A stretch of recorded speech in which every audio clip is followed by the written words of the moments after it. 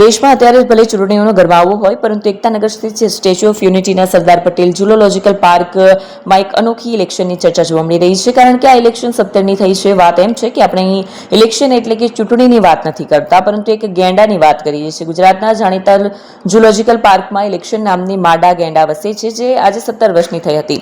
હા, એટલે કે આજે તેનો 17મો જન્મદિવસ છે. હાલ ઇલેક્શન મંગલ નામના પર ગેંડા સાથે છે અને એક બચ્ચાની માતા પણ છે.